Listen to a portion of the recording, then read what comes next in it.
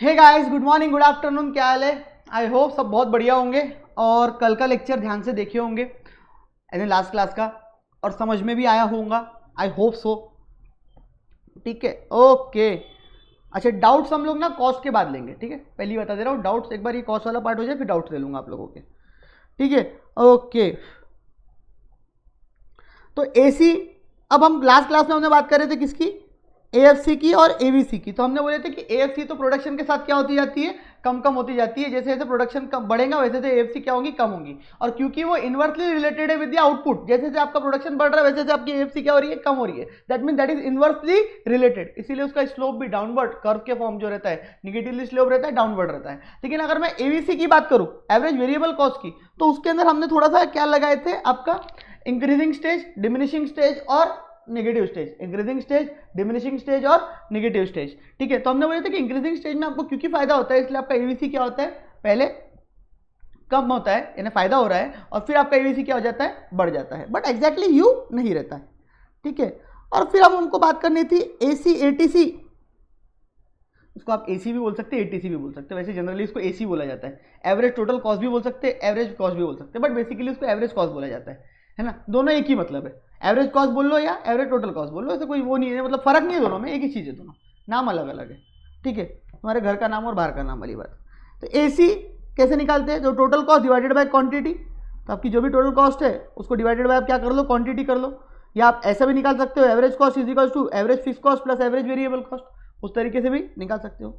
अच्छा, again initially stage में, in the initial stages AC will decline sharply due to fall in AFC.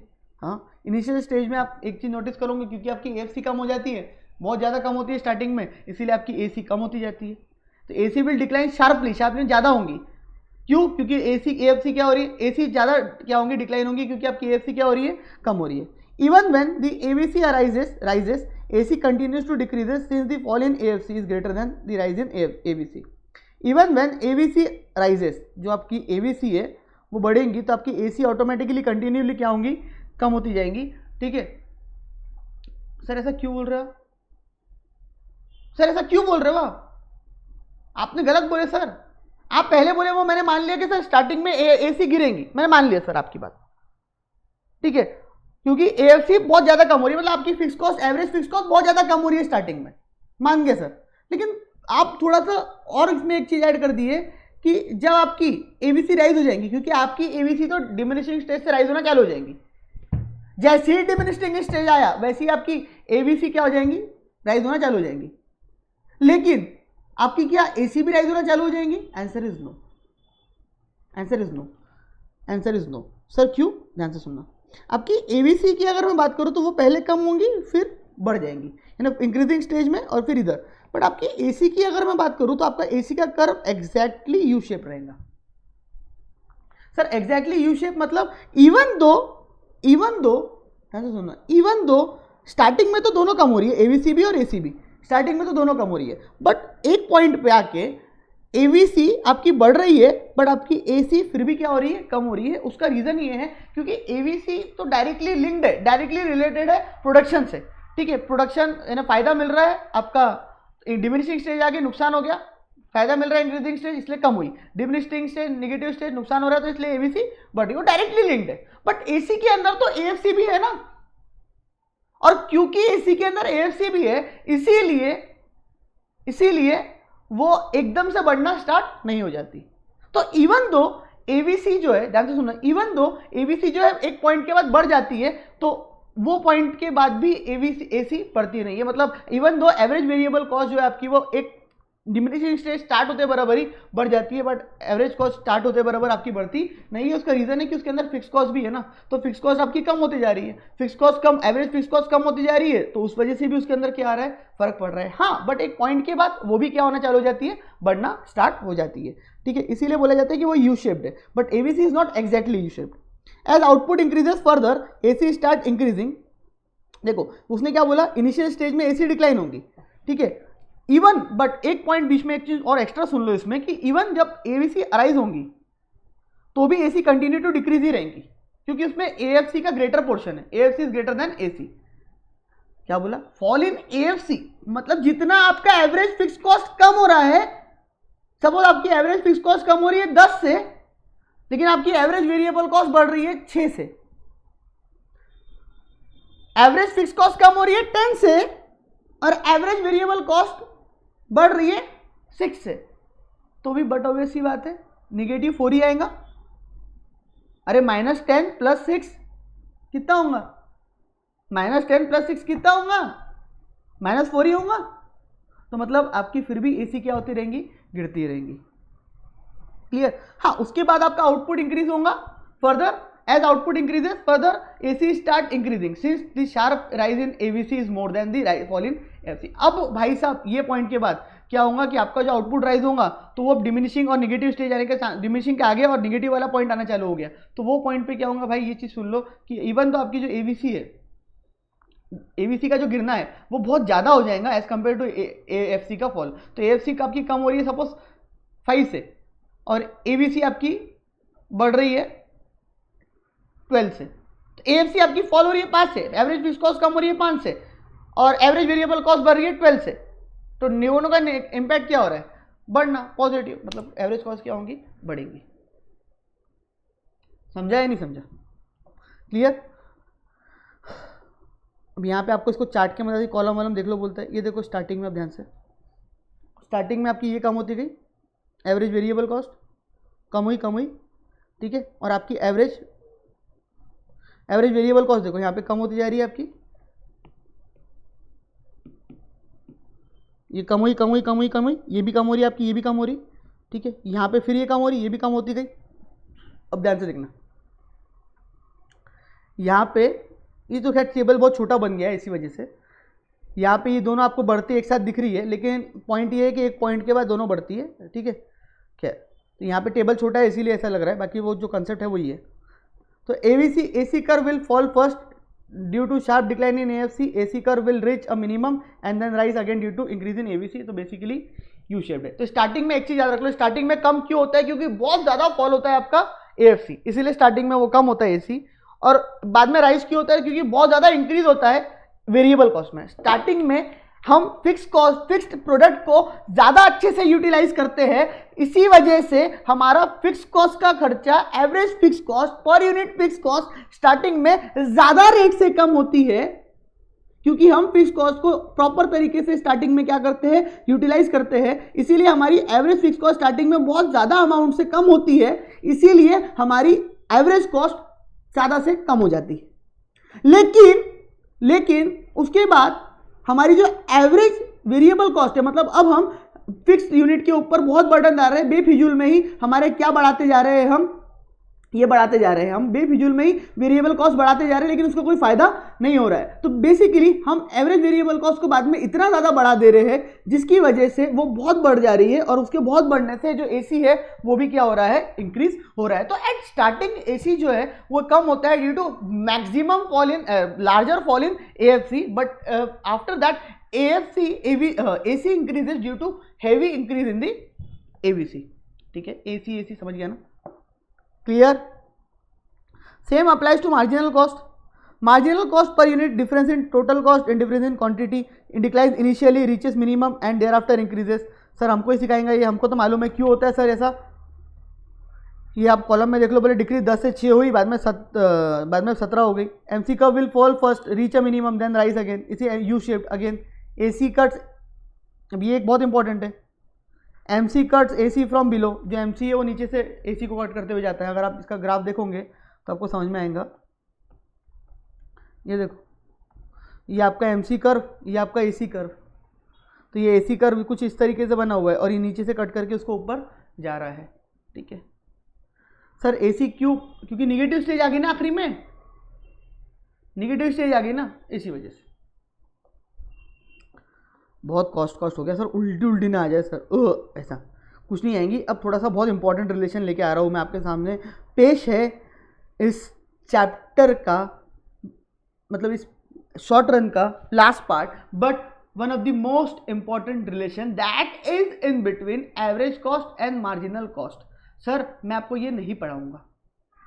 Sir आप बोल रहे हो बहुत इंपॉर्टेंट है, बहुत रिलीवेंट है, अब फिर बोल रहे हो नहीं पढ़ाऊंगा। क्या मजाक कर रहे हो यार सर? ऐसा थोड़ी ना होता है यार, ऐसा मत करो यार सर। अरे रुक तो जा भाई, सुन तो लो ध्यान से। याद करो वो दिन जब हमने ये पढ़े थे average product and marginal product. हाँ सर याद है। उसमें क्या, तो वहाँ पे हमने पढ़े थे कि स्टार्टिंग में आपका एवरेज प्रोडक्ट बढ़ता है, इस वजह से आपका एमसी जो है वो, सॉरी एमसी कहाँ से बीच में ला गया मैं, इस वजह से जो आपका एमपी है वो आपका एपी से ज़्यादा रहता है। At very starting your AP increases. इसको मैं थोड़ा सा पीछे चार्ट फॉर्म में यहाँ चार्ट मतलब इसको ईजीएस्ट फॉर्म में लिख देता हूँ, यहाँ मिटा देता हूँ। चलो एक मिनट, थोड़ा आराम से इसको लेते हैं। इसके ऊपर बहुत क्वेश्चन बनते हैं जो रिलेशन में अभी पढ़ाने जा रहा हूँ, और आपको याद भी नहीं करना पड़ेगा, मगर आपने मेरी बात ध्यान से सुन ली। अगले 10 मिनट अगर आप कान लगा के एकदम 5-10 मिनट सुनोगे ना, सो नथिंग लाइक एनीथिंग, मतलब nothing like it, sorry. So AP starting में बढ़ता है, इंग्लिश में लिख देते चलो, increases, because of that starting में जो हमारा एमपी है, marginal product, extra unit, extra production, extra unit of production, इसलिए एमपी बोलते हैं ना उसको, वो क्या होता है, बढ़ता है, ग्रेटर दैन रहता है एवरेज प्रोडक्ट से। सर आप कॉस्ट पढ़ा रहे हो प्रोडक्शन, दोनों, ठीक है, दोनों। MP is greater than AP. और भाई साहब अगर ये लेक्चर में अगर डाउट्स आ रहे होंगे, समझ नहीं रहा होगा, तो हाथ जोड़ के रिक्वेस्ट, ये कॉस्ट के जो पार्ट 1-2 लेक्चर थे भाई, इसको 2, 4, 3 बार 5 बार देखो, कोई गम नहीं है, वर्थ इट है, इससे पेपर में आता है और आपको समझेंगे ये। मैंने इससे ईजी, सबसे ईजीएस्ट फॉर्म में आपको ये चीज़ समझाने की कोशिश करी है।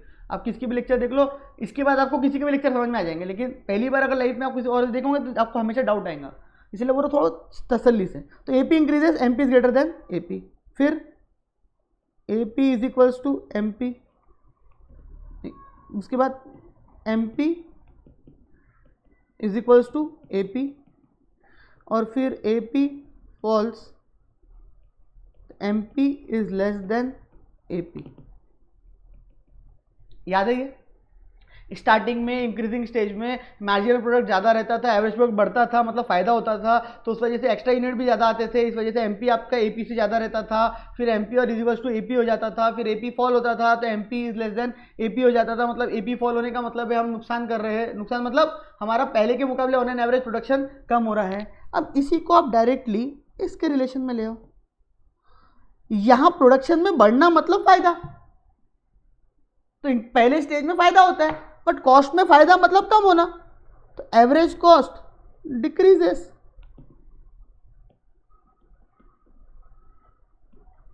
इन that case your marginal cost is less than your average cost.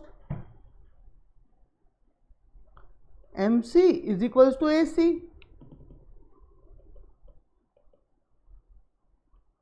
MC is greater than AC. मेरे को बताओ मार्जिनल कॉस्ट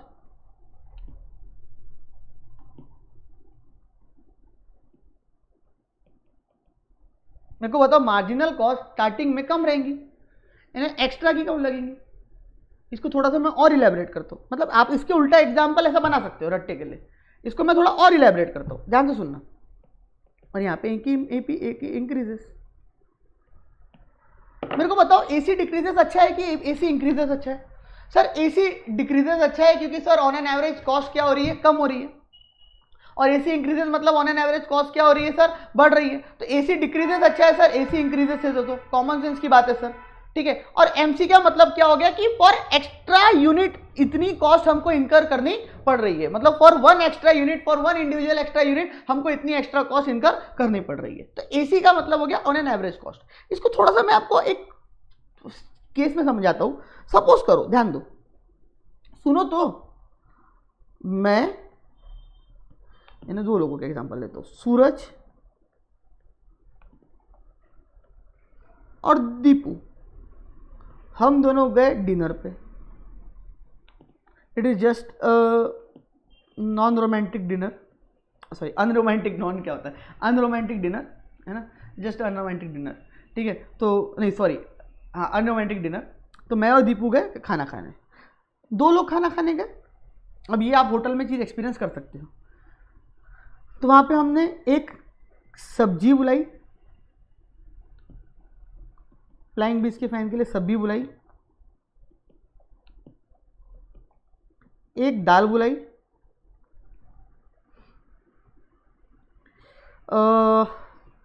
5 रोटी बुलाई, 3 for Deepu and 2 for me, I am on diet, strict diet, ठीक है। 5 रोटी बुलाई और एक राइस बुलाई, ठीक है। अब कॉमन सेंस की बात है, मेरे को इसमें से एक चीज बताओ कि इसमें से वेरिएबल क्या है और फिक्स क्या है। सर इसमें से वेरिएबल कॉस्ट ये रोटी है, क्योंकि ज़्यादा लोग रहेंगे तो ज़्यादा रोटी लगेंगी, कम लोग रहेंगे तो कम लोग रोटी लगेंगी।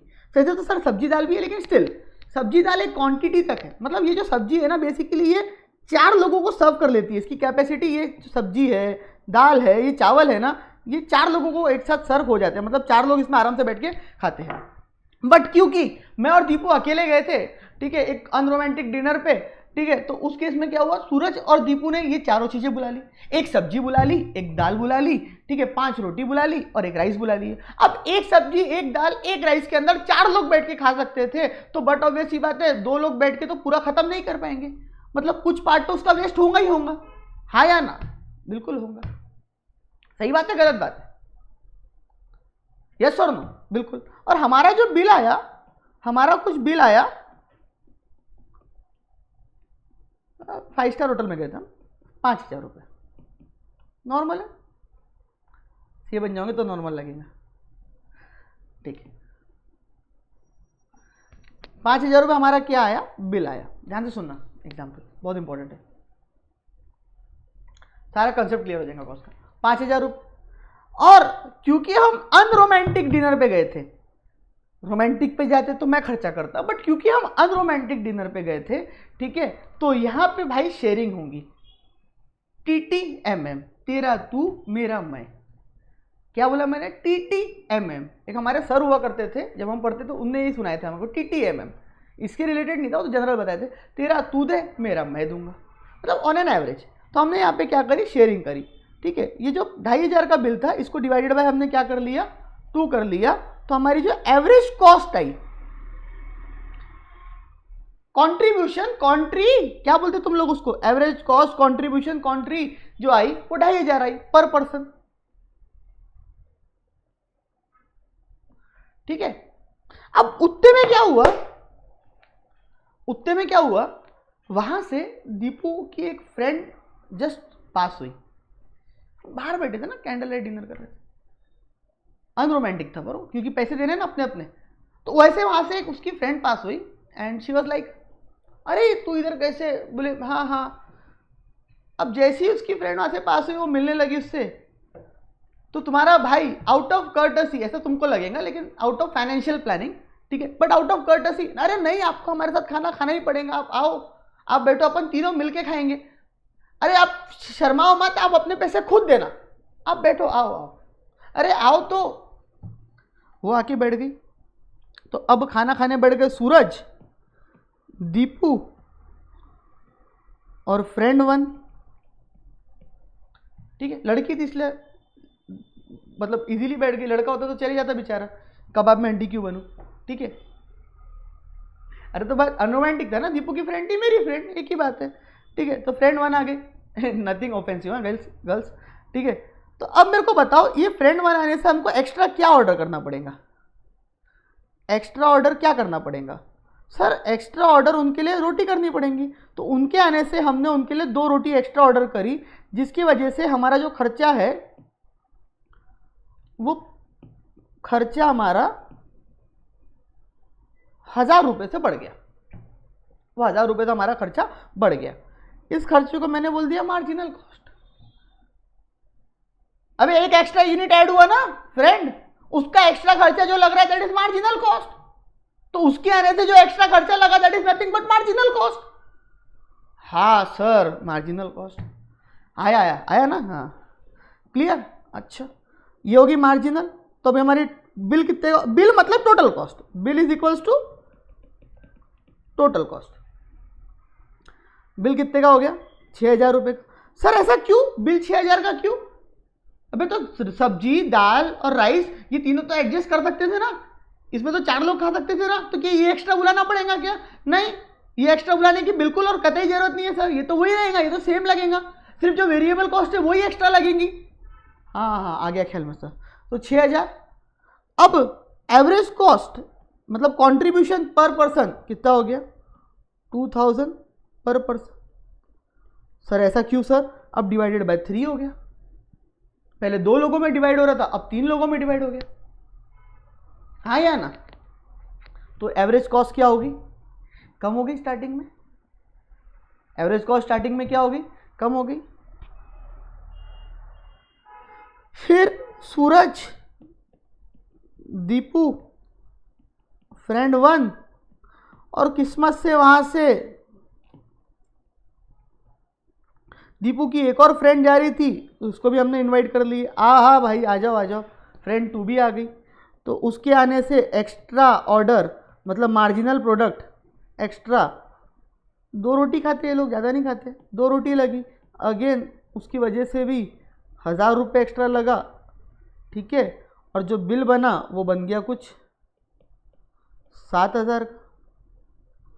और एवरेज कॉस्ट कंट्रीब्यूशन अब 4 लोगों में डिवाइड होगा तो 7000 डिवाइडेड बाय कुछ 1750। नाउ द एवरेज कॉस्ट मतलब कंट्रीब्यूशन इज 1750। अरे यस और नो?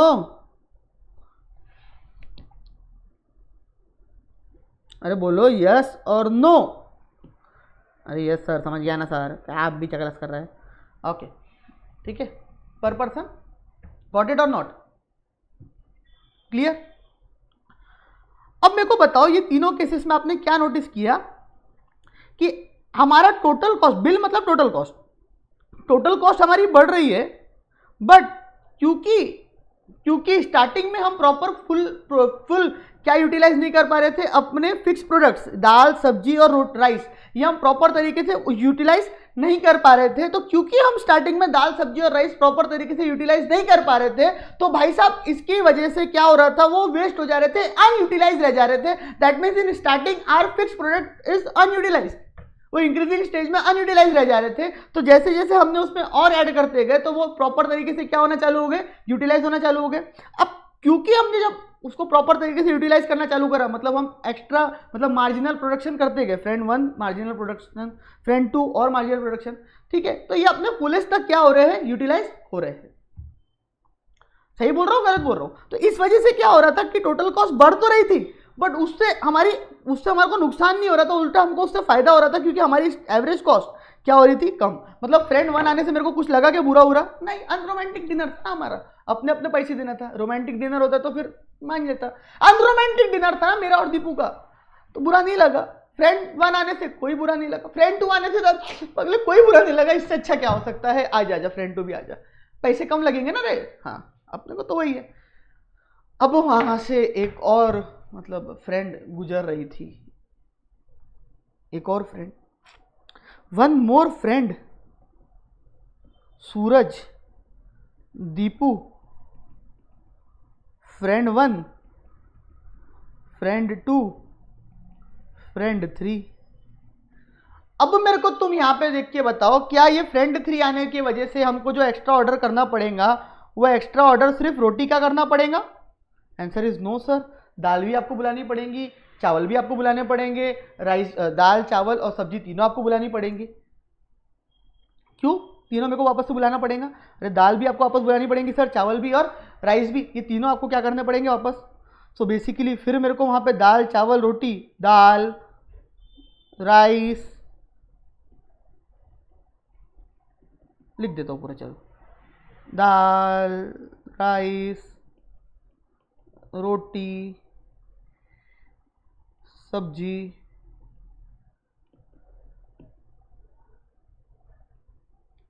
ये चारों एक्स्ट्रा बुलाने पड़ेंगे, एक्स्ट्रा, ठीक है। एक्स्ट्रा मतलब मार्जिनल कॉस्ट इसकी लगेंगी एक्स्ट्रा बुलाने की, समवेयर अराउंड 6000 रुपये।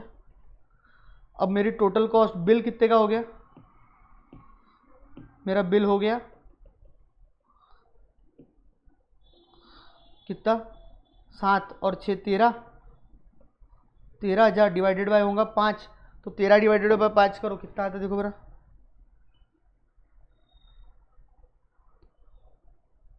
2600 रुपये,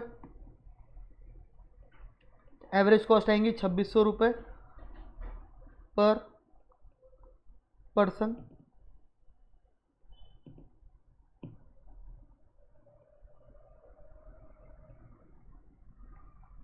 कितनी आएंगी? 2600 रुपये पर पर्सन,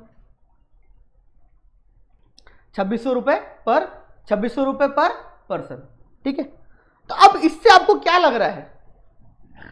क्या फ्रेंड 3 को बुलाना चाहिए? Answer is no. तो जैसे ही फ्रेंड 3 वहां पे आके बैठने वाली थी तो आई वॉज लाइक नहीं नहीं नहीं नहीं नहीं भाई नहीं, नहीं भाई नहीं। जैसे ही फ्रेंड 3 वहां पे बैठने वाली थी तो अपन आई वॉज लाइक नहीं भाई नहीं, तू आ गई तो तेरे चक्कर में बिल और बढ़ जाएगा।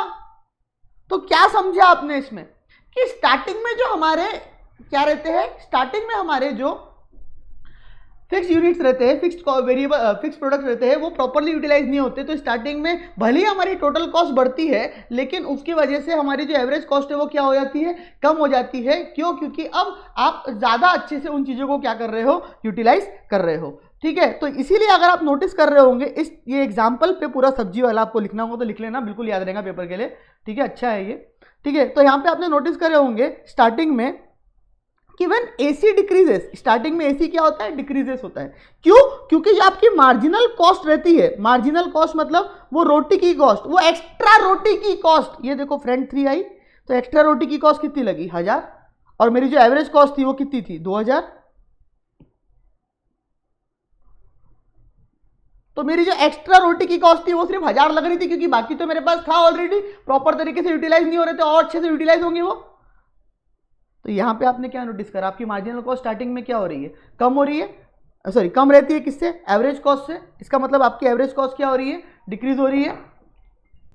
ठीक है, तो मार्जिनल कॉस्ट स्टार्टिंग में एक्स्ट्रा कॉस्ट कम लग रही है, वो किससे कम है? एवरेज कॉस्ट से कम है। तो मेरी एक्स्ट्रा कॉस्ट क्योंकि एवरेज कॉस्ट से कम है, एक्स्ट्रा कॉस्ट मतलब उसके आने के, वो आएगा, वो आके खाएंगा तो उसके लिए हमको खर्चा कम लगेगा।